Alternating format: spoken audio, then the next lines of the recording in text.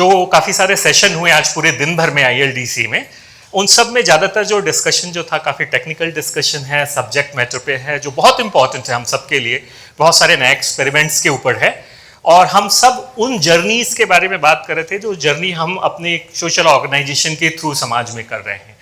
लेकिन हम सब जानते हैं कि हर एक एक्टिविस्ट जो है, लैंड एक्टिविस्ट, उसकी अपनी एक पर्सनल जर्नी भी है, और पर्सनल जर्नी के बारे में बात करने के लिए ही इस सेशन को हम लोगों ने किया है। So friends, this session is going to focus on the personal journey of an activist, and I'm very proud to say here that we have a very rich panel here, and I would like to introduce the panel one by one. But before, I would like to give chance to Anisa, who is moderating the session. Me and Anisa, please.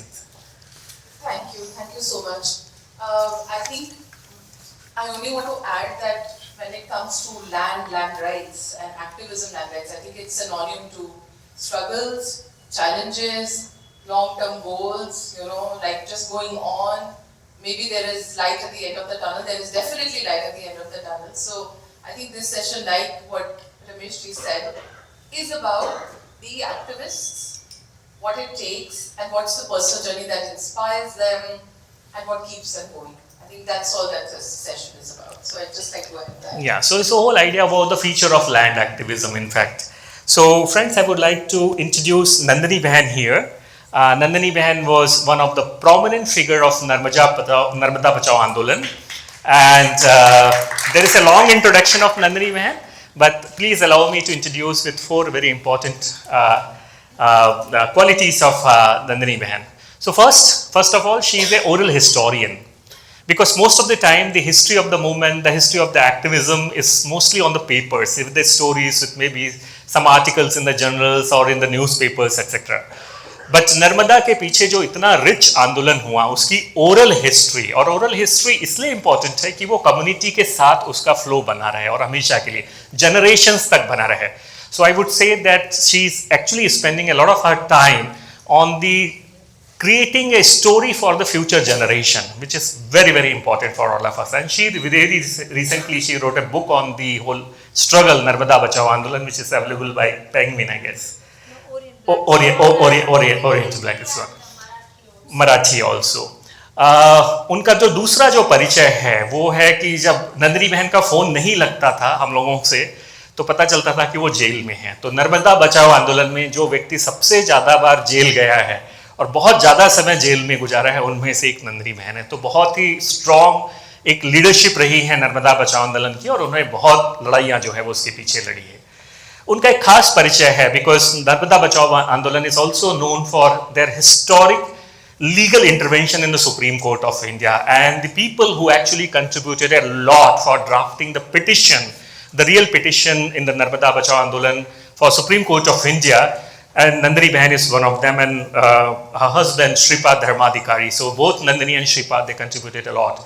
तो जब supreme court में नर्मदा बचाओ आंदोलन का जो case जो गया, उसको लेके जो पूरा जो डिज़ाइन था कि किस चीज़ को लेके आर्गूमेंट करना चाहिए, उसमें नंदिनी बहन और नंदिनी बहन के जो पति हैं श्रीपाद धर्माधिकारी, उन दोनों का जो है वो एक बहुत बड़ा योगदान था.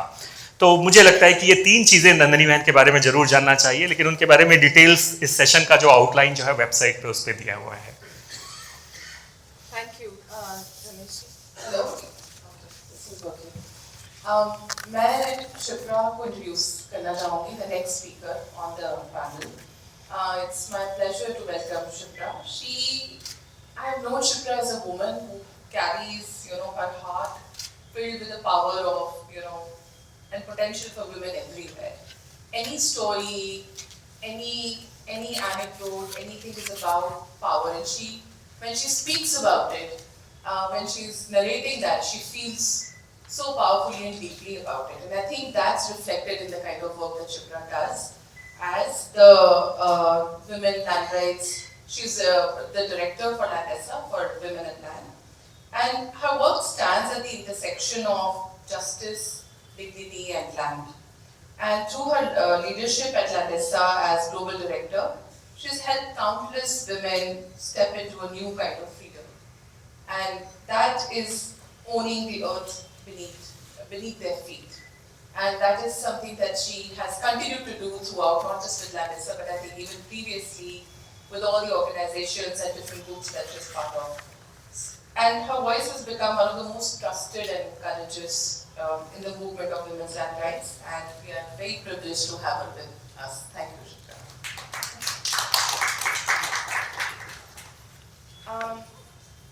It's really my privilege to also introduce C. Nicholas G.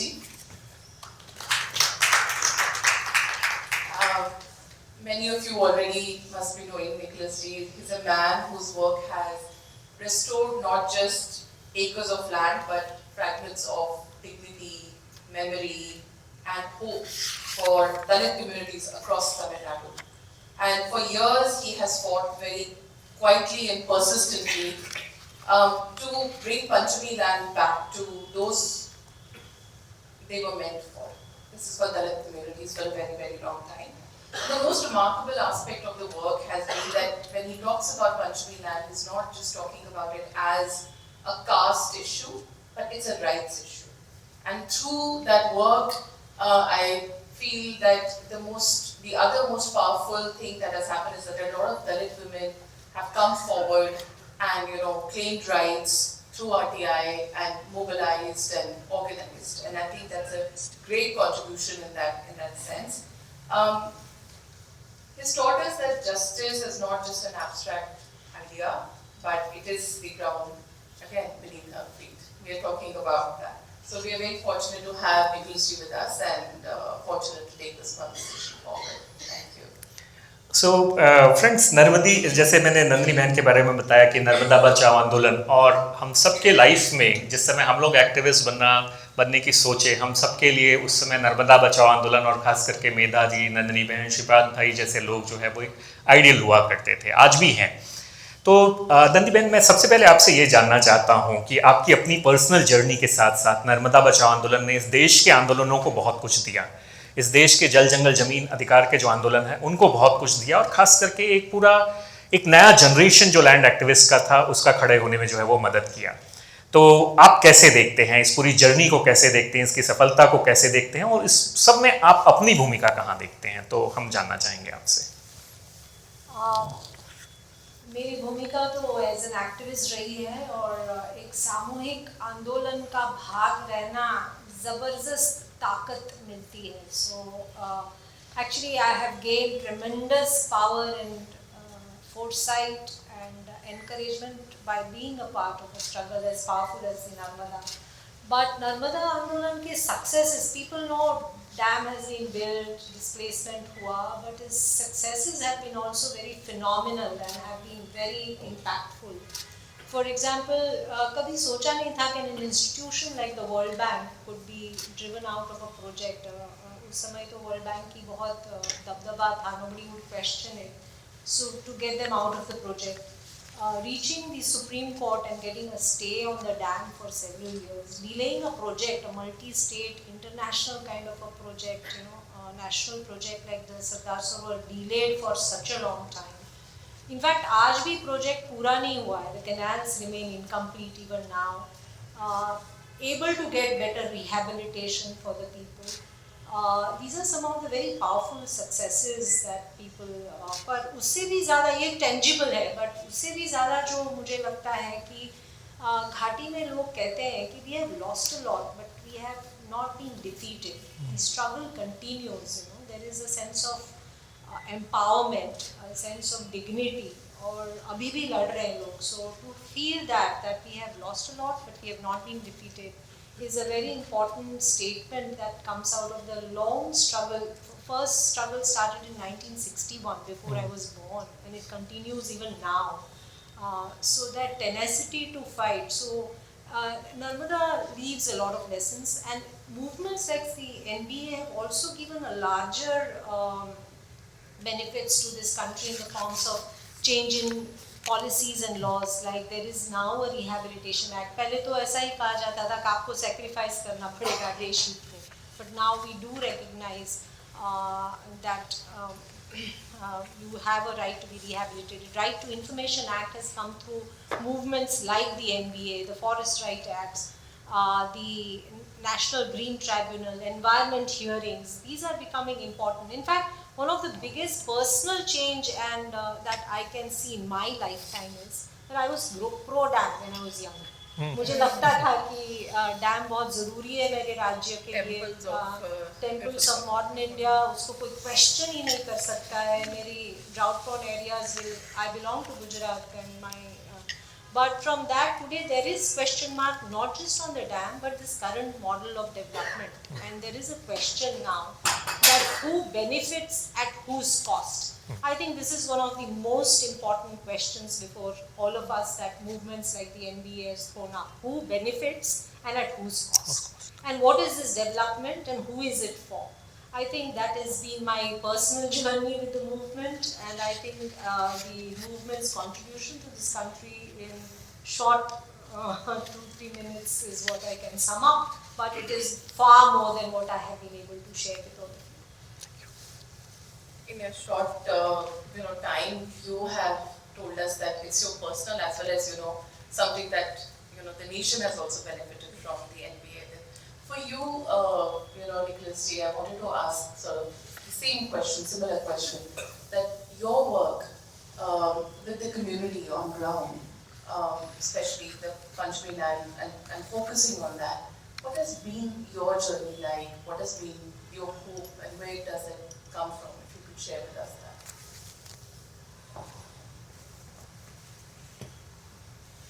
I come from a Dalit family.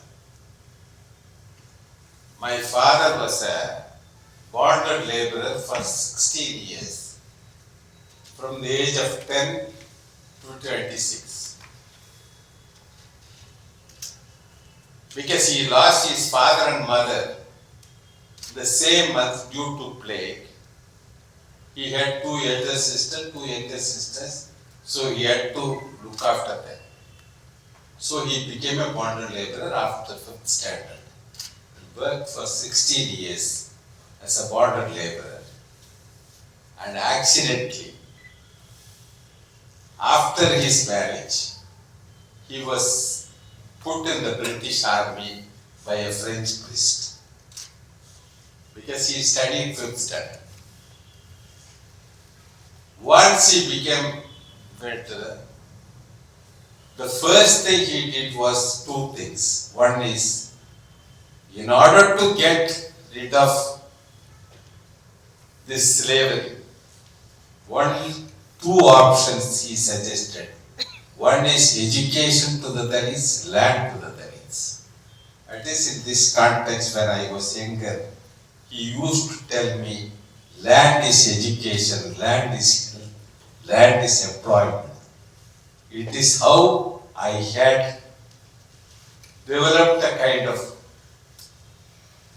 hope that in future after my studies, because he educated the whole family.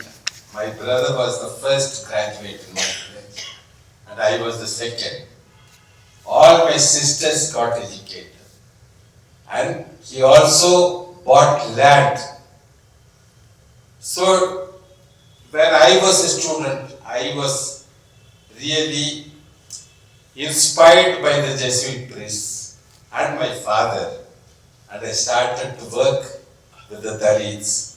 After the 1978 atrocities on Dalits in Viluppuram town where I live, in which 12 Dalits were brutally killed and 2,000 of their houses were burnt down. So it was my beginning of the journey. I thought that land is very important to the Dalit community, and there is a need to educate and unite them around the issue of land rights. It is how I started to work with the Panchami land reclamation. And in this initiative, we mobilized the Dalit women. Because in our journey in the villages, we thought that the women are more linked to the land than the men. So it gave us that it is, if at all we want to reclaim the land, we have to unite and educate the Dalit women, and is how we started. And I am very happy to tell that the women are presently my professors. They are taking me further in the actions. I am not taking them. Their work is taking them forward in the thing, and we are entering into the next stage, which is inspiring the young people and involving them. It's how I start.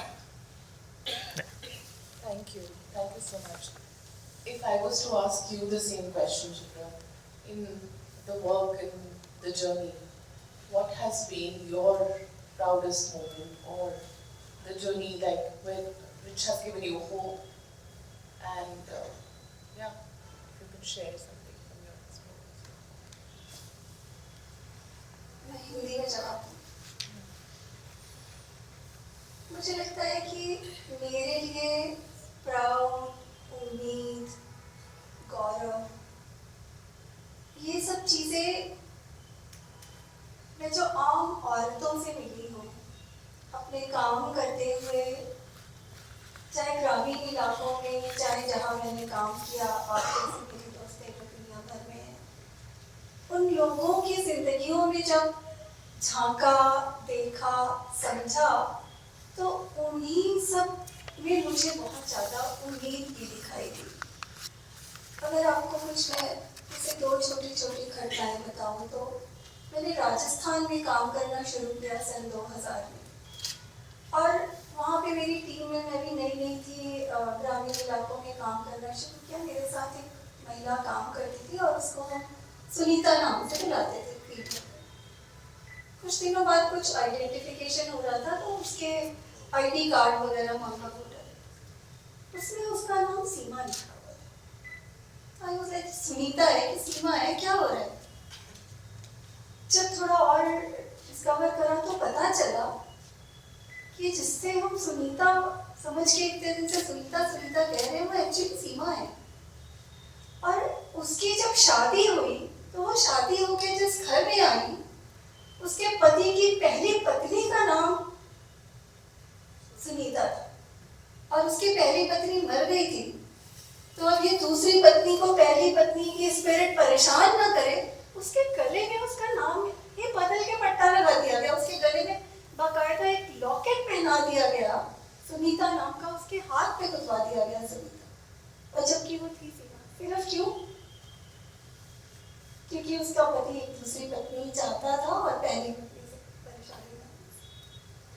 ये शुरुआती दिनों की बात है। पर अगर मैं उम्मीद की बात करूं, तो मैं आपसे पूर्वी उत्तर प्रदेश के प्रतापगढ़ जिले की का एक गांव है, वहाँ पे 2007-8 की ऐसी बात है। मैं एक बार महिलाओं के साथ बैठी थी, और 7-8 महिलाएं थी जो कि ग्रामीण स्तर पे कार्यकर्ता थी वहाँ पर इस संस्था के साथ। और उसमें से एक महिला थी जिसका नाम था सुदेवी।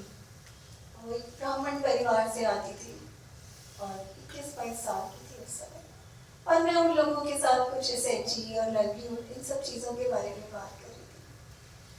और वो जो महिला थी, वो बहुत ही एक माने रंगहीन सी साड़ी पहनकर बैठी थी। और मुझे ये समझ नहीं आया, पूरे करीब 1.5 घंटा कॉन्वर्सेशन किया मैंने उनसे, मुझे ये नहीं समझ आया कि मेरी बात इस महिला को सुनाई भी दे रही है और समझ भी आ रही है या नहीं। उसके कुछ हो रहा है कि विषय में सो मच ब्लैंक कि मुझे समझ ही नहीं आ रहा था कि ये कुछ सुनी, समझी, सोची कि नहीं, ऐसे ही चली गई यार, चली गई। कुछ दिनों बाद हम लोगों ने वहाँ पर वुमेन लीडर्स की जेंडर ट्रेनिंग ऑर्गेनाइज करी। 5 दिन की रेजिडेंशियल बस थी, तो उसमें वो महिला भी आई, सुदेवी भी आई, और साथ में और उसी इलाके की 15 और। तो पता चला कि करीब 2 साल पहले सुदेवी के पति की मृत्यु हो गई, बाकी महिलाओं से पता चला। और उसके बाद से वो ऐसी ही है, वो कुछ भी बोलती थी। हालांकि ग्रुप में महिलाएं इसको लेकर आती थी, जिनके साथ SHG की सदस्य थी। तो जब हमने 3 दिन प्रशिक्षण के गुजर गए, वो 3 दिन तक वो महिला कुछ भी नहीं बोली। एक जेंडर ट्रेनिंग में बहुत तरह के डिस्कशन हुए, लोगों की जिंदगियों के बारे में, औरतों के बारे में, हम लोग कैसे एक जेंडर बीइंग बनते हैं, इसके बारे में। और जब ये सारी चर्चाएं हुई और सारी महिलाओं की ये साझी समझ बनी कि वो महिला विधवा होने के लिए या कोई भी महिला विधवा होने के लिए खुद जिम्मेदार नहीं है, तो 3 दिन के बाद वो जो महिला थी सुदेवी, वो खड़ी हुई। पहले तो बहुत रोई और उसके बाद बोली, दीदी मुझे इस बात से हिम्मत मिली आज बोलने की कि मैं जो विधवा हुई हूँ या मेरे पति जो मर गए उसके लिए मैं जिम्मेदार नहीं हूँ। मैं तो सोचती थी मैं तो सारे व्रत करी हूँ जो भी कर रहे थे, लेकिन फिर भी कैसे मेरे पति चले गए। और मेरे पति के जाने के बाद जो रिचुअल्स होते हैं, literally like snatching and spreading sindoor और रखी चूड़ियाँ, उसने उसको अंदर तक कितना तोड़ दिया था और उसकी जिंदगी को कितना रंगहीन बना दिया था। इस बारे में चर्चा हुई कि एक महिला विधवा जब होती है तो हम सब जानते हैं हमारे समाज में विधवा को थोड़ा नीचा करके देखा जाता है, बहुत वेलकमिंग भी समझा जाता है। But what is it like कि वो सुबह उठ के अपने गांव से घर से बाहर निकलती है और उसको देखकर लोग कहते हैं अरे किसका मुंह देख लिया, अब तो कुछ काम ही नहीं होगा। What does it feel like? और जब 3 दिन के बाद उसकी ये समझ बनी तो वो बोली, और जब वो बोली उसको वो सेफ स्पेस मिला बाकी महिलाओं के साथ। उसने ये विश्वास जगा कि ये महिलाएं भी जान रही हैं कि मैं जिम्मेदार नहीं हूँ मेरे विधवापन के लिए, मैंने कुछ कमी नहीं करी और मैं भी कोई अपने साथ बुरे होने का टैग लगा कर आई हूँ। तब वो नाची गाई, अपनी साथी महिलाओं से उसने रंगीन साड़ी भी ली और पहनी। और उसके बाद इवेंचुअली मैंने देखा अगले 2 साल में वो गांव में जाकर अब प्रतापगढ़ के इलाके में एक पहचान बन गई उसकी कि एक विधवा महिला होके वो बड़ी सी बिंदी भी लगा सकती है और लाल साड़ी भी पहन सकती है। उसके पास औरतें आके पूछने लगी कि दीदी आप ऐसा कैसे कर सकती हो, क्या हम भी ऐसा कर सकते हैं?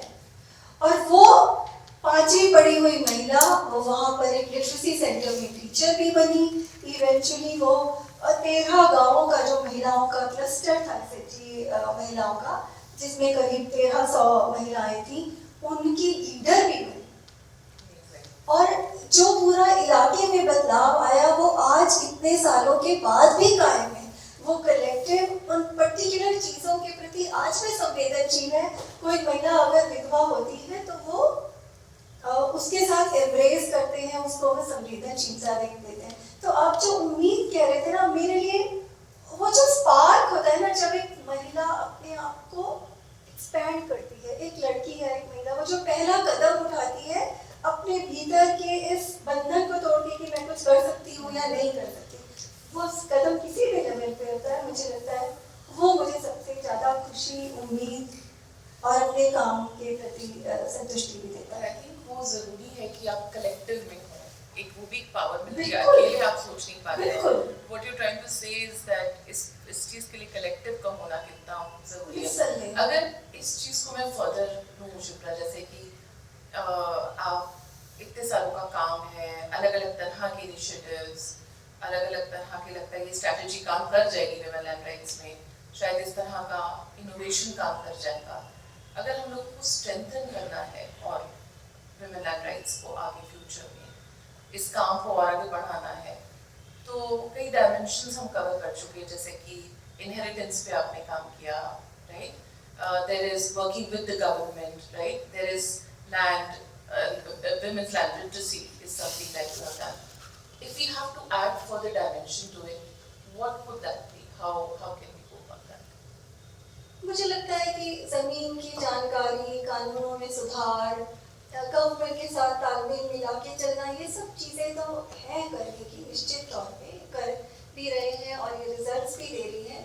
लेकिन अगर हम थोड़ा ठहर कर ये सोचें कि महिलाओं के पास ज़मीन नहीं है या ज़मीन का अधिकार नहीं है, या हम आज भी ये सोचते हैं और क्या ही करेगी ज़मीन लेके, इसको क्यों नहीं देंगे ज़मीन, तो इसके जड़ में कारण क्या है? आखिर क्यों हम ऐसा सोचते हैं? क्यों हम ये सोचते हैं कि औरतों को कोई ज़मीन मिलने की ज़रूरत नहीं है? तो अगर मैं इस सोच की प्रक्रिया में जाती हूँ तो और लोगों से बात करती और देखती हूँ, तो मुझे लगता है एक बहुत बड़ा कारण जो है वो यहाँ आता है कि महिलाएं शादी होकर दूसरे घर में चली जाती हैं और इसलिए उनको ज़मीन देते हैं तो दूसरे घर में चली जाती हैं और वो किसी काम नहीं आती। ये सारी चीज़ें मुझे लगता है बहुत जुड़ी हुई हैं, पर दरअसल ये करती क्या है एक लड़की की जिंदगी में। जब वो पैदा होती है एक घर में, हर लड़की हमारे समाज में ये सुनकर बड़ी हुई है, मैं इंक्लूडेड, कि ये घर तुम्हारा नहीं है और तुम्हें एक दूसरे घर जाना। What does it do to my spirits as a child when I'm growing? कि जिस घर में मैं हूँ, जिन माँ बाप के साथ मैं रहती हूँ, जो मेरा भाई मेरा घर नहीं है, वो कहाँ है? और वहीं पर मेरा भाई जो पैदा हुआ है वो साथ में ऐसे ग्रो हो रहा है जैसे कि everything belongs to him।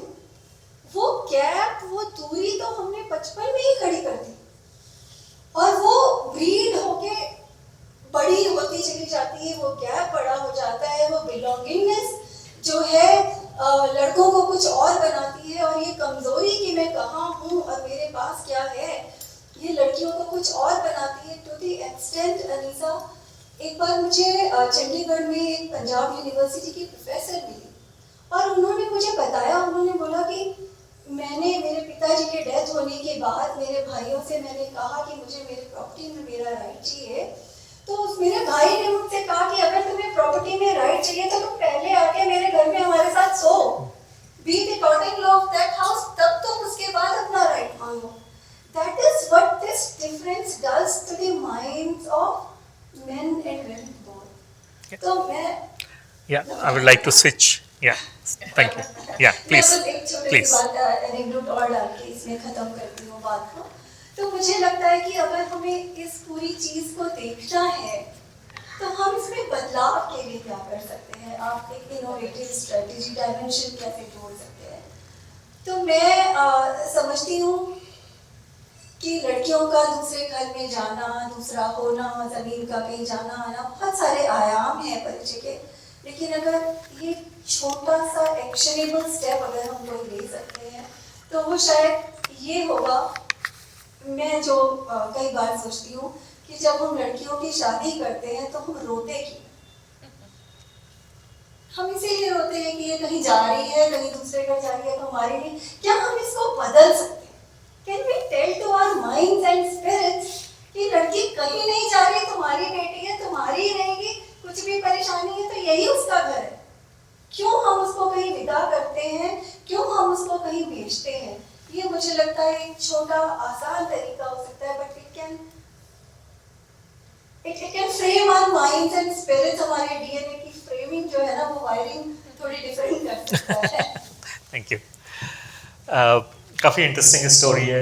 मैं नंदिनी मैन आपके पास आना चाहूँगा क्योंकि आप NBA के जो पूरे आंदोलन के बारे में बता रही थी। हम सब जानते हैं कि वो एक ऐसा आंदोलन था जिसने बहुत सारे दूसरे आंदोलनों को जन्म दिया और ऊर्जा दी, है ना, बहुत सारी एनर्जी दी कि पूरे देश भर में जो खास करके डैम को लेके, डैम एंड डिस्प्लेसमेंट को लेके जो भी प्रोजेक्ट्स जो चल रहे हैं उसके साथ कम्युनिटी जो है वो कैसे खड़ी हो सकती है, how community can raise the voice against the all big dam projects. तो this was one of the biggest contribution of Narmada Bachao Andolan, and still this process is going on. If you see the entire northeastern states, more than 200 plus dam projects are coming. You can see smaller other projects in Chhattisgarh or in Madhya Pradesh also. So how you would like to see the future of this so-called anti-dam project? I mean, now we are labeled that we are like anti-development or anti-power, but still, I mean, there is a lot of significance for the community to raise the voice against this dam project. So how you would like to see the future of this whole anti-displacement project per se?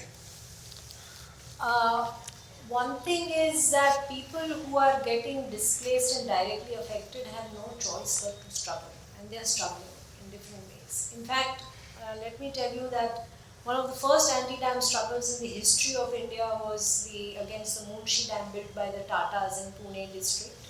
It was before I was born, in the early 1920s the struggle went on. Unki third generation is fighting even today for their rights to rehabilitation. population. So people who are from the marginalized communities, who are displaced, their struggle never ends. So they have no choice. It is up to us, who are all not directly affected, to see how do we position ourselves and how we support these struggles. That is the question. Otherwise, people are fighting. It was in 1961, before I was born, that people in Kevadia colony in Gujarat lost their lands to the construction of the Sardar Sarovar project colony. Their third generation is now fighting against this tallest statue in the world that is coming up, that has come up there, third generation, to save whatever little they can. So people have no choice but to fight. It is up to us. I think it's high time that we are sitting in a conference, land and development conference. We still do not have the number of people who have been displaced by development projects. Kitne hai in this country? We have no numbers. There are numbers between 2.5 crores to 5 crores. These are only estimates. We do not know where the people have been rehabilitated. It is our responsibility to first check all this out, have a data, how many people have been displaced, not just by dams, but development projects, have it accurately before us, rehabilitate them. Until then, we also need to have a cost-benefit analysis of the existing projects. Have they delivered what they set out to do? Only after we do that, till then we need to have moratorium on other development projects is my strong feeling, and I think that's our collective responsibility. Baki struggles to chal rahe hain, chote mote. There's no choice. People are fighting. We will have to, as land and development, have this data, rehabilitate it, and have moratorium on new projects till we have a cost-benefit analysis of the existing projects. Have they really delivered? No. Even the Sardar Sarovar project canals are not there. It's not delivered what it set out. So take any high-profile project in the country, and we need to do the cost-benefit analysis. Until then, we can halt a lot of projects. Right. And that's for all of us. It's all our responsibility, I feel. Yeah, thank you.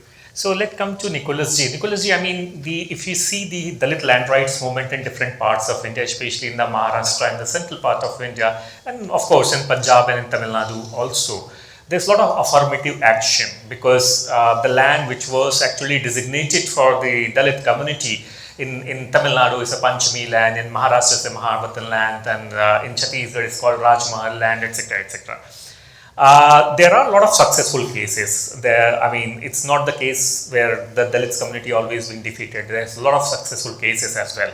And I know that you are the person who are behind this whole Panchami land petition, when Justice Chandru has given a judgment for securing this Panchami land to the Dalit community. So how and where you see the whole legal intervention as well as the affirmative action on the ground? What is the future of this kind of affirmative action, as well as the responses of the judiciary on the question of Dalit land rights? See, as far as Panchami land is concerned in Tamil Nadu, there are 3 lakhs of acres of land, according to the data, because due to RTA, we have all the details of available Panchami lands in Tamil Nadu. Now it is possible. Out of which 2,50,000 are under illegal occupation. Only 50,000 acres of Panchami lands are with the Dalits. So in this context, for example, in the northern districts of Tamil Nadu, we have 92,000 Dalit women have petitioned for land.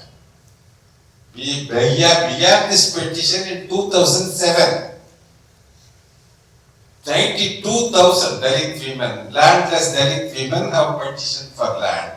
But so far we have been able to reclaim only 3,000 acres of land by the Dalit women.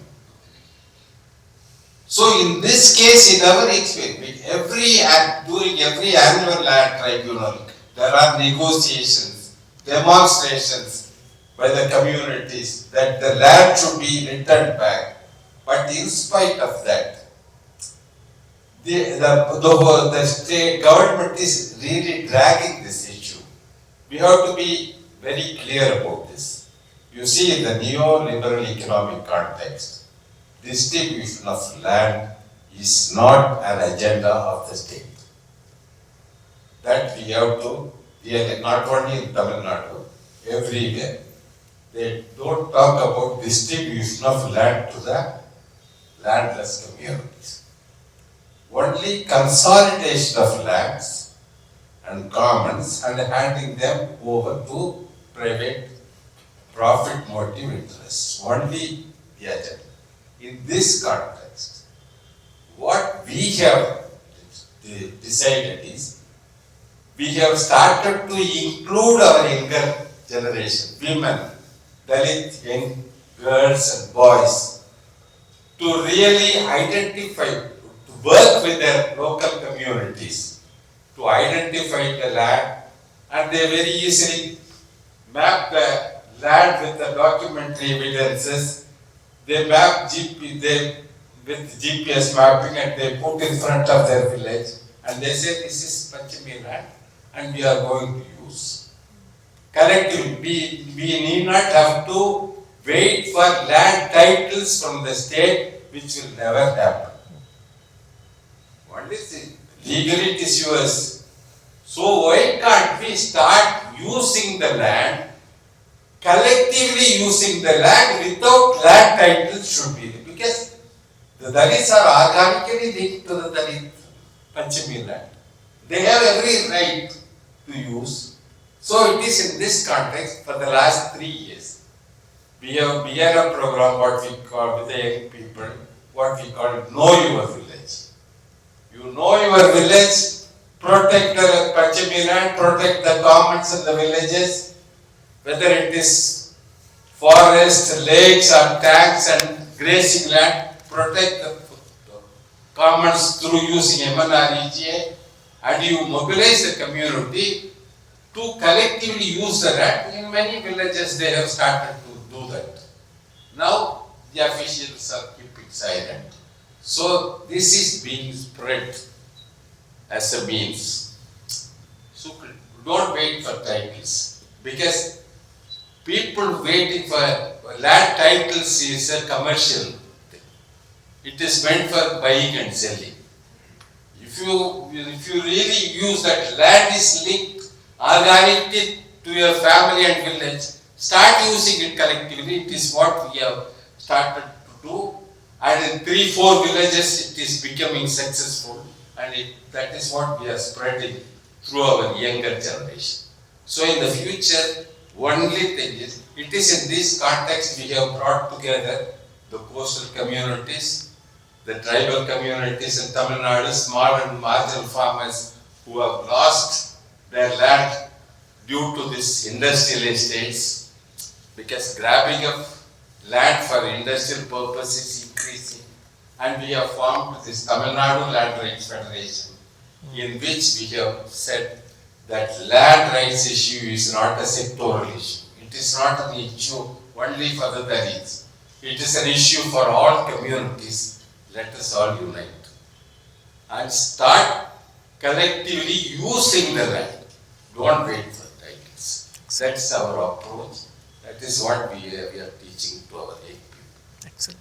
That's excellent. If I can ask, there was one follow-up question if I can ask you actually, because you were talking about, so what are the kind of changes or what needs to be evolved? Of course, you've answered quite a bit, but if there is a specific thing that you would want the young activists to change, it could be, how you inspire, what they need to read, how they need to, educate themselves. If there's anything lacking and what should happen, if there's anything specific that you want to add in addition to what they're already doing. Yeah, and it's specific to the political dimension, because we have 65% young voters, I would say, and they are shaping the political system in some other way, in the wrong direction or in the right direction.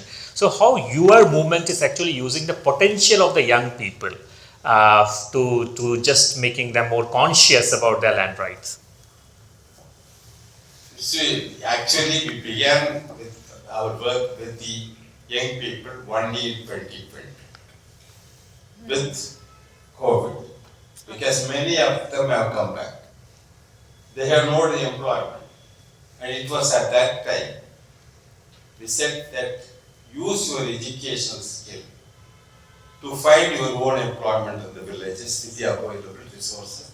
It is how some of them began to grow fish in the lakes, and the fish culture was done, and in many places they started collective vegetable gardens like this. And medicinal plants. Medicinal plants, because hospitals were closed and people were finding it very difficult to solve. Then the women went back to the traditional medicinal system. So we thought, you see now how you teach your children that is how we started this program, Know Your Village. Because first of all, try to understand your surrounding villages. What kind of richness is there in the village? How it is being systematically destroyed, and the need to protect them and use them for your own well-being. And it also helps to strengthen the organic link between the communities and the nature around you, to satisfy the needs of the humans and also the nature. Shipra, if I can with a question, which is again for women lab rights work. Of course, it's not like I feel like when I have also been part of this work in the past, but I see there's more conversation in the last few years than it used to happen earlier. But if there is something to boost that activism, to bring, new young land rights activists or general, youth, what could those things be and how this can be, this done? मुझे लगता है कि ये समझना कि जमीन कितना foundational चीज है, खासकर औरतों के संदर्भ में बदलाव के लिए, सिर्फ इनकम जनरेशन के लिए या एसेट ओनरशिप के लिए नहीं, पर जिंदगी और अस्तित्व के लिए। अगर एक बार फिर से मैं छोटी सी कहानी बता सकती हूँ इस महिला की, तो शहनाज एक महिला थी जो कई साल पहले उसके साथ मैंने काम किया, सन 2005 के आसपास। और एक ऐसे ही प्रशिक्षण में उसने जब अपनी बात बताई तो पता चला कि कुछ साल पहले शहनाज का पति दुबई में काम करता था और वो ऐसे ही गांव में आंगनबाड़ी कार्यकर्ता थी, तो घर से बाहर निकल जाती थी। एक बार जब वो अपने घर में उसकी बेटी थी 9 साल की, उसको वो घर में अकेला छोड़ के गई थी। जॉइंट फैमिली में रहती थी, उसके जेठ का परिवार था। तो वो जब उस दिन वो बच्ची अकेली थी घर में और वो बाहर निकल के जब वापस घर पहुंची तो उसने देखा कि उसकी 9 साल की बच्ची लहू लुहान पड़ी है और उसको पता चला कि उसके खुद के जेठ का बेटा जो 13 साल का था वो उसका बलात्कार करके उस समय चला। उस महिला ने सबसे पहले अपने पति को दुबई में फोन किया, शहनाज ने, और अपने पति को बताया कि ऐसा हुआ है। और स्वाभाविक तौर पे वो गुस्से में तमतमाई थी, ऐसा उसने बताया। पर उसके पति ने कहा घर का मामला है, तुम चुप बैठो, कुछ करने की जरूरत नहीं। पर उसने कहा नहीं, मैं तो पुलिस में जाऊंगी। और ऐसा कैसे हुआ? वो पुलिस में गई, उसने रिपोर्ट लिखाई, घर के लोगों ने उसको घर से निकाल दिया। वो निकली, उसके ऊपर समझौते का दबाव बनाया, लेकिन वो नहीं मानी। वो घर से निकल गई, कहीं किराए पे घर लेके पास में रहने लगी। लेकिन कहाँ से किराया है, कहाँ से किराया दे और कहाँ से खुद का पालन पोषण करे? उसने कहा मैंने कुछ दिन कोशिश करी, बहुत कोशिश करी, लेकिन फिर वापस में मुझे उस जेठ के परिवार ने 50,000 रुपए दे के मैं वापस उस घर में चली गई। जिस ट्रेनिंग के दौरान वो ये कहानी सुना रही थी तो उसका कहना था, मुझे लगता है कि मेरी जिंदगी का सबसे गंदा मोमेंट, सबसे खराब लम्हा वो था जो मैंने वो 50,000 रुपए पकड़े और अपनी डिग्निटी से मुझे समझौता करके उस घर में वापस जाना पड़ा। अगर मेरे पास एक जमीन का टुकड़ा होता जिसके ऊपर मेरी अपनी छत होती तो मुझे ये समझौता नहीं करना पड़ता। तो ऐसे छोटे छोटे समझौते जमीन के साथ, ओनरशिप, राइट, स्वतंत्रता, उस उससे जुड़े हुए हैं, न कि खाली आमदनी, एग्रीकल्चर या फिर आंकड़े की कितनी महिलाओं के पास जमीन है क्योंकि वो हमारे STD से थे। उसके अलावा ये जो मूलभूत अस्तित्वपरक चीजें हैं जो महिला को महिला होने की स्वतंत्रता और खुद को जीने की स्वतंत्रता देता है, मुझे लगता है इस कनेक्शन को समझना बहुत जरूरी है। और ये निश्चित तौर पर एक आसान काम नहीं है क्योंकि बदलाव का काम ऐसे ही बहुत मुश्किल है। हम आपसे भी सुन रहे हैं, आपसे भी सुन रहे हैं, सबकी कहानियां हैं। बदलाव का काम बहुत मुश्किल है, लेकिन जब साथ में जमीन और औरतें मिल जाती हैं तो it's about economics, it's about power, it's about justice and it's a lot many things. तो मेरे ख्याल से अगर मैं नए लोगों को कहूँगी तो कहूँगी कि जल्दीबाजी नहीं करें, काम मतलब बदलाव असल में मुझे लगता है कि बराबरी कोई लक्ष्य नहीं है, एक लगातार चलने वाली प्रक्रिया है, यात्रा है। हम उसमें चलते रहेंगे एम्पैथी के साथ, कंपैशन के साथ, औरतों की खुद की आवाज़ को सुनकर और अपने काम में उसको शामिल करके आगे बढ़ें। और and I would say like we should be less guided by the project frameworks that are very common and that are guiding the development sector these days की project है तो 3 साल में क्या संख्या, क्या नंबर अचीव करना, उसके बजाय क्या ज़रूरत है। और हम प्रोजेक्ट से बहुत दूरी नहीं बना सकते, लेकिन हम उनको कैसे अपनी लंबी दूरी के लक्ष्यों का या मूलभूत बदलाव का माध्यम बना सकते हैं, वो सब क्लैरिटी हो, उसको न छोड़ें। मैं ऐसी कुछ चीज़ें मेरे मन में। Thank you. मैं नंदी बहन से एक छोटा सा सवाल लेता हूँ और फिर उसके बाद हम ऑडियंस के साथ जरूर 15-20 मिनट का 15 मिनट का इंटरेक्शन। बिल्कुल बिल्कुल, हमें बस का खबर आएगा, उन्होंने बताया ऑर्गेनाइजर्स ने, उसके पहले आप ऐसे भी नहीं जा पाएंगे। सॉरी। तो नंदी बहन, जैसे कि निकोलस जी का बहुत अच्छा एक मूवमेंट है नो योर विलेज, है ना। एक तरह से शिप्रा ने भी कहा कि हम अपने आप को पहले पहचाने, अपनी ताकत को पहचाने। So why you choose the oral history as a medium for the future of the movement, or for like giving motivation or inspiration for the younger generation? Because I think this is one of the thinking behind the your oral history approach. So can you just say a little bit about that? आप सब जानते हैं कि नर्मदा बचाओ आंदोलन एक non violent movement रही है। तो उसमें एक डेवली बाई करके आदिवासी लीडर, शी इज नो मोर, उसका एक सेंटेंस है, आर टंग वाज, हमारी जीभ ही हमारा हथियार थी, our tongue was our only weapon. So वो बहुत powerful, people spoke in the Narmada valley in languages which did not have a written script. अच्छा, सरकार की ये भी होती है कि along with the completely decimating the resources of the people, उनका इतिहास भी खत्म हो जाए, you know, their memory of the struggle is erased, gagged. People, the state, powerful forces don't want the memory of powerful struggles of the marginalized communities to remain. So how do you ये जब tongue, when there are no written script or इतनी powerful history, because we have history only of the powerful, तो marginalized sections की कैसी रहे, not just as history but history as a means to as a means of, you know, resistance. Resistance चलता रहे, अगली हम आपको भूलने नहीं देंगे, you know, we will not let you forget what we spoke, what we fought for, to our own community of the next generation and even the exploiters. तो माध्यम एक मौखिक इतिहास, not just as इतिहास but as a memory and as a means of resistance. Oral history I consider now as a means of resistance, not to let anyone forget and not to let our own communities forget either. So that is a very powerful medium, I feel. So that's what I am attempting. It remains कि हम भूलने नहीं देंगे और हम भूलेंगे भी नहीं. This is what the history of injustice in making the country what it is today. We will not let you forget. I think we should open up for a quick round of questions. If there is anything for any of the panelists about their lives, about Yeah, Vijay bhai. मैं जोर से पूछ लेती हूँ। हाँ।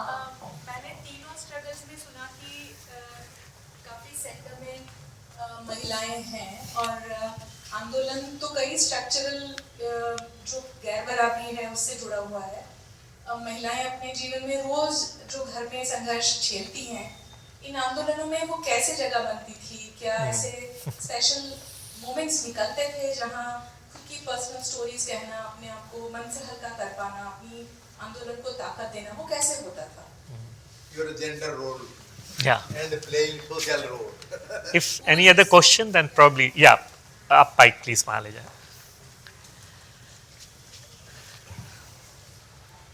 Please tell us It's who not, this was. Yeah. it's not ये related to question the earlier आपसे। question, and this one is for Nicholas G. You mentioned that the youth have started occupying the land and using it, and you also mentioned the government officials are quiet.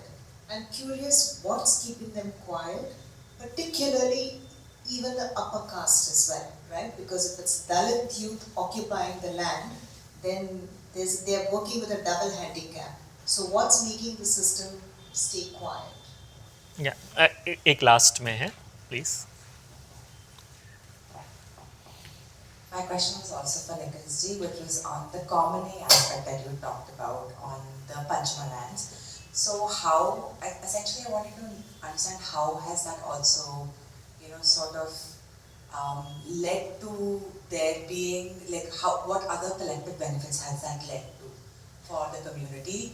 And one more question for Nandini ma'am was also if, this is again rooted to commons. I think that's my subject area, so I get excited. But what oral histories around commons have existed that, sort of strengthen our understanding, because they have also now been labeled as wastelands. So what kind of histories exist that sort of then, use language to dismantle that idea of wastelands? These are Thank you. A very straightforward question. How is the 5 panelists you see future of a land? And Yes, this is our final question anyway. Yeah, final question. How- Just one last and two, and then we'll come back to the panelist. Use the mic. Use the mic. FRA में दलित को कितना मिला है और क्या क्या उसको लेके क्या आंदोलन चल रहा है या नहीं चल रहा है? Yeah. Take the last one. The Forest Rights Act, whether it's executed for the Dalits or not. Was for Nandini ma'am.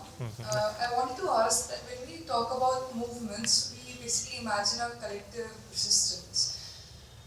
We emphasize that resistance, community, land relationships, but there's also a section of community that we often see getting swayed away by neoliberal markets. A lot of time because of their deeper vulnerabilities, and a lot of time because of they aspire or something else. So what do you think, what kind of undertone does it add to this collective imagination of resistance? So We let's can take start. one by one. Yeah, 2 minutes each, and then probably. Yeah. So I think the first question, do you want to answer? Well, no, I think let's take together. So start with Nandini, and then we'll go further. So women's role, you were saying, right? Yeah. What's that moment? What's the When moment? they come out, what are the forums where they're able How to they celebrate. celebrate or even talk about their stories, right? That Yeah. was the question. Yeah. No, what their role in the movement was it? I understand. So I'm saying there is central Gender. role of women in the movement, but there is something that they also have personal need for personal stories to be shared. So how does one find space within the movement to create that kind of an environment? Frankly speaking, movements really are built around stories. You keep, the movement remains alive because kya kho rahe hain, how do we fight, what is it, the whole conceptualization of commons even, we have heard in the Narmada Valley women say that even if in the worst droughts, we will survive. We know where to get the roots from, we boil it and eat it, we know which fruits to collect. So all these stories actually built a movement. What is the loss that we will, it's not the quantity, 30,000 hectares of forest will be lost, or 25,000 people are to lose the land. It is these stories around the resources that are repeated in the community, in the movement, that really then makes the movement powerful to argue with the state. And that's where they do not have the answers. So these are very important, like fish, the kind of variety of fish. Studies हुए हैं क्या? We eat this, we eat that. We have 42 varieties of fruit in our forest. So these are very important. They strengthen the movement, I think. And if I can just add, I think what you were also asking, I think because the people who are associated with the movement, Nandini, they are all very, it's a very non-judgmental space. Everybody's coming from that background of loss. And that loss is personal as much as it is public. So you're fighting for maybe Narmada or it is Dalit and etc. But you're all coming from a place of displacement and dispossession. And therefore, I think what you're saying, how women tell their stories, is also interlaced, I think. That it's not separating, like for example, Shipra, the stories you're telling, that this woman is coming to talk about land rights, but she's coming from a place of dispossession at her own home. So I think the movements, I feel any movement becomes a space and a place which is very non-judgmental and free, and everybody is equal actually, I would say. That's where you begin, I think. That's where you begin. And I don't think there's any special space created. No, but there are spaces also created. For example, our dharnas, where the particular Yeah. medium की सब जिसको आना है mic लेके बोलो, घंटा भर बोलना है बोलो, because that's all that we did, And songs, then people would start singing songs on the loss. So dharnas, rallies, जो हम 20-20 दिन रास्ते पर ही बैठे रहते थे. Express. And those were the expressions, Particularly meetings, 3 दिन चलती थी. Speak, speak, because that is the backbone of the movement, I feel. And those spaces are created consciously and otherwise also. मैं अगर आपका सवाल को मैंने ऐसे समझा था कि आप ये जानना चाहती हैं कि मूवमेंट के साथ साथ औरतों की भी जिंदगी चलती है और उसके जो संघर्ष चलते हैं उसकी जगह कैसे बनती है, तो मुझे लगता है क्योंकि मैं इस बारे में बहुत इंटेंशनल हूँ, खास करके जब मैं महिलाओं की लीडरशिप और कलेक्टिव लीडरशिप के ऊपर काम करना चाहती हूँ, तो मैं ऐसे स्पेसेस क्रिएट करती हूँ थ्रू ट्रेनिंग्स और थ्रू डिस्कशंस, जहाँ पर औरतें अपनी अपनी कहानी शेयर करें, और मुझे लगता है कि उन कहानियों को शेयर करने से ये समझ कलेक्टिव बनती है कि जो मेरे साथ हो रहा है वो अकेले मेरे साथ नहीं हो रहा, वो हर एक के साथ हो रहा है। इसलिए ये एक व्यवस्था है जिसके साथ हमें बदलाव के लिए काम करना है, न कि मेरे निजी घर की भीतरी लड़ाई है।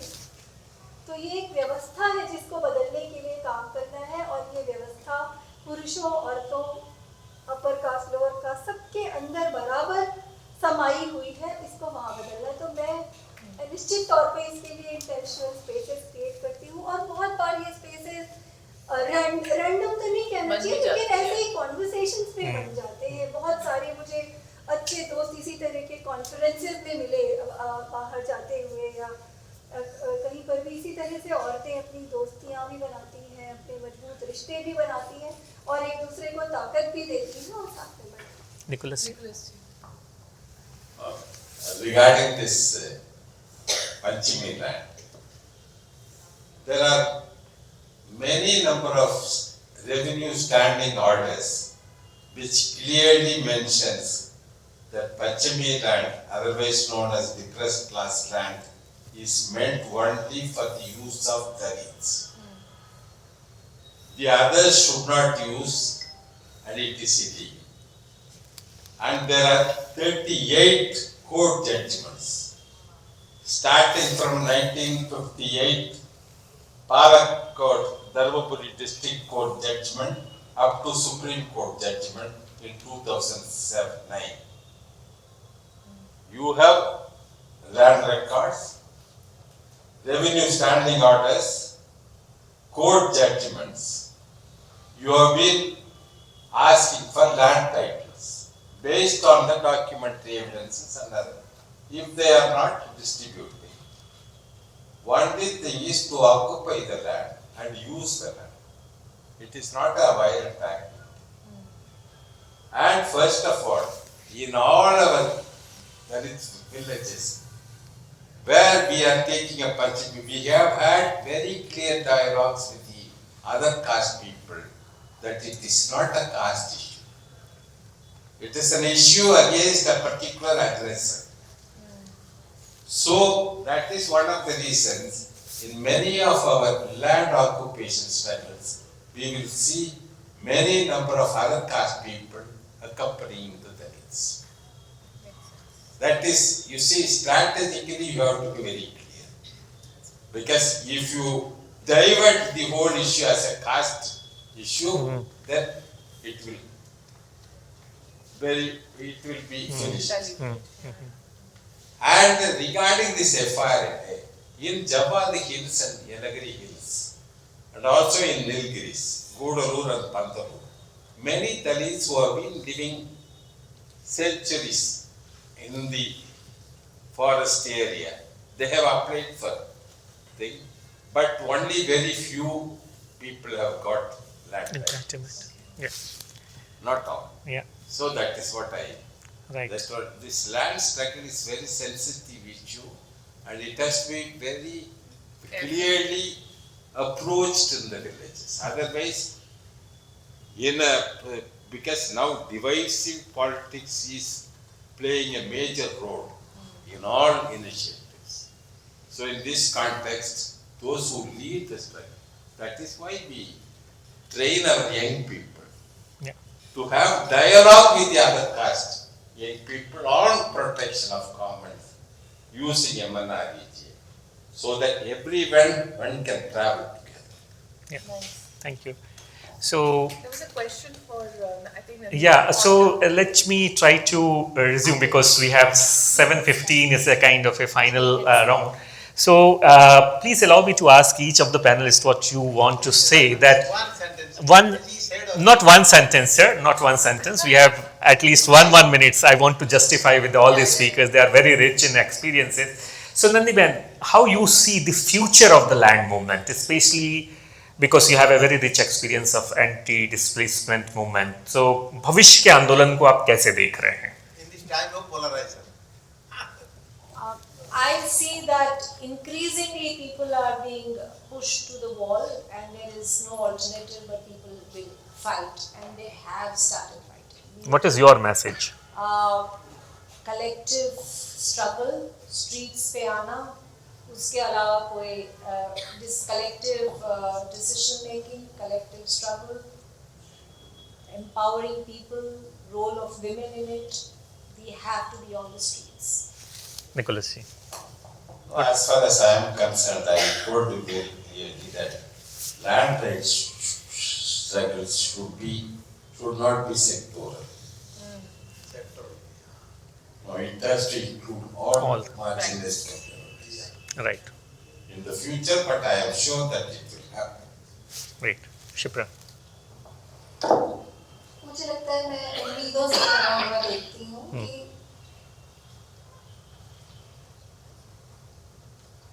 क्योंकि मैं ये देखती हूँ कि ये एक लगातार चलने वाली प्रक्रिया है, किसी भी रूप में संघर्ष चले लेकिन वो चलते रहना चाहिए। हमने अपने पहले वाली जनरेशन से हमने कुछ लिया, हम अपनी आगे वाली जनरेशन हमारे से कुछ लेगी, but whatever it is I think it needs to Anisa, आप कैसे देखते हैं movement?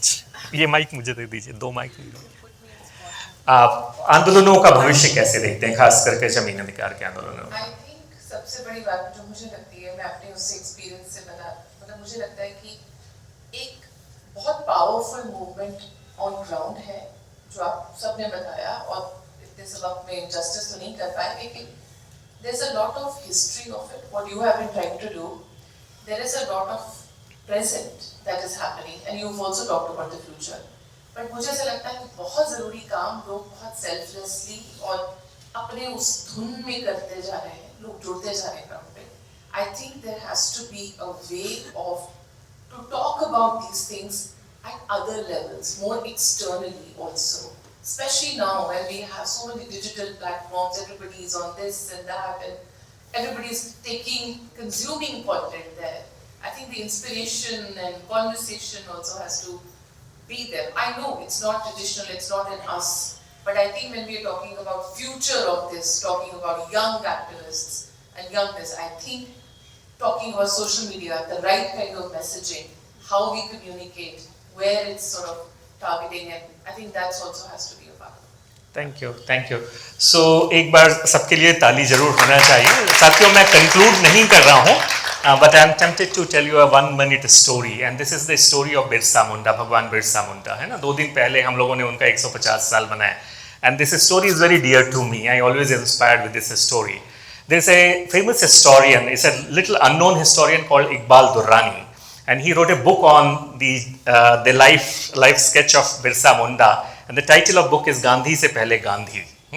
So very interesting book, must read, because this book is almost like a very difficult to find, but it's a really interesting book. So anyway, book is long story, but there is a very important message of this book.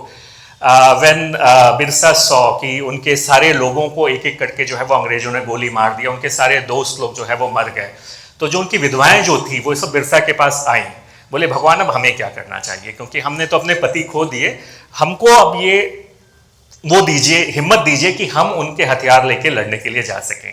So each of these women they asked Birsa Munda कि we would like to take the gun in our hand and we would like to go to the battleground to fight against the Britishers.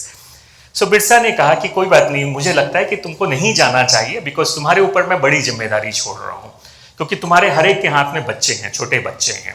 तो उन्होंने जो बिरसा ने कहा वो मैं उन्हीं के शब्दों में बता रहा हूँ। बिरसा उनको कहते हैं कि इन बच्चों को जो जिनके पिता नहीं रहे, तुम जिंदगी में कुछ भी मत दे पाना, कुछ भी नहीं दे सको तो भी कोई ठीक है, लेकिन इसको इसके हिस्से का प्यार जरूर देना, इसके पिता के हिस्से का प्यार जरूर देना। तो बहुत कठिन है, जिनके पिता नहीं है उनकी माओं को कहा जा रहा है कि तुम उनके पिता के भी हिस्से का जो है वो प्यार देना।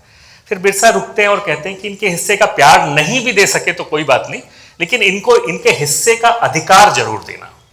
उससे भी और कठिन चीज कह दी उन्होंने। फिर तीसरी बार वो मुड़ के कहते हैं, और वो जो उनका अंतिम संदेश वो कहते हैं कि बच्चों को, आप अपने बच्चों को यदि उनका प्यार उनके हिस्से का नहीं दे सके कोई बात नहीं, यदि उनका अधिकार भी नहीं दे सके तो भी कोई बात नहीं, लेकिन उनको उनके अधिकारों के लिए लड़ना जरूर सिखाना। तो मुझे लगता है यही बिरसा का सबसे बड़ा संदेश है जो उन्होंने सबको दिया, और कहा कि बच्चों को कुछ भी मत देना, लेकिन उनको उनके अधिकारों के लिए लड़ना जरूर सिखाना। मैं नंदी बहन की जिंदगी से, निकोलस भाई की जिंदगी से, शिप्रा के स्ट्रगल से, अनीसा के स्ट्रगल से, और आप सबके स्ट्रगल से यही सीखता हूं कि यदि हम एक छोटी सी भी चीज अपने आने वाले यंग जनरेशन को दे सकें कि कैसे लड़ना है, ये हम सिखा सकें, तो मुझे लगता है कि शायद यही सबसे बड़ा कंट्रीब्यूशन होगा। आप सबको धन्यवाद, नमस्ते।